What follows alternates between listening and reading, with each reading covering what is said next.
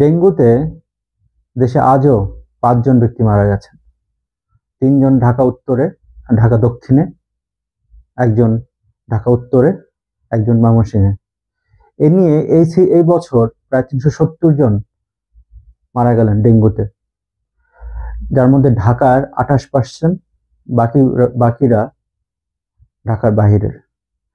দেশে এ পর্যন্ত ৭৫,০০০ ব্যক্তি ডেঙ্গু জ্বর নিয়ে হাসপাতালে ভর্তি হয়েছিলেন। এগুলো সব সরকারি তথ্য। বেসরকারিভাবে অবশ্যই এর পরিমাণ অনেক বেশি।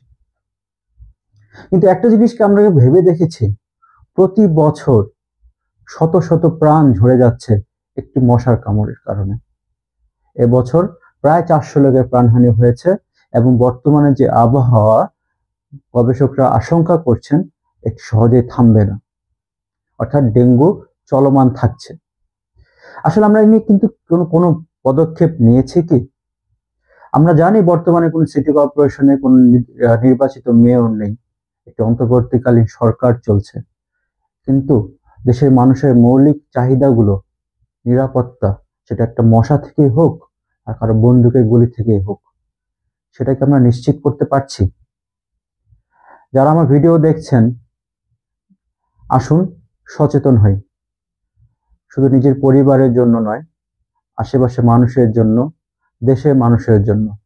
এবছর ঢাকায় রোগীর সংখ্যা কম, তার মানে এই নয় আগামীবার বাড়বে না। ঢাকার বাহিরে যেসব জায়গায়, বিশেষ করে নারায়ণগঞ্জ, গাজীপুর, ময়মনসিংহ, ঢাকা পার্শ্ববর্তী এলাকাগুলোতে এবার রোগীর সংখ্যা অনেক বেশি। এই রোগীদের, তার পাশাপাশি পার্শ্ববর্তী জেলাগুলো, এগুলোতে আমাদের সচেতনতা বাড়াতে হবে।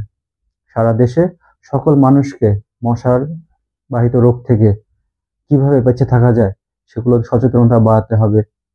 এবং আসুন আমরা সবাই মিলে আমাদের সোশ্যাল মিডিয়াকে ব্যবহার করে বেশি বেশি শেয়ার করে আমরা মানুষকে জানাই, মশার রোগ থেকে বাঁচুন, ডেঙ্গু, চিকুনগুনিয়া, ম্যালেরিয়া এই ধরনের রোগ থেকে বাঁচুন।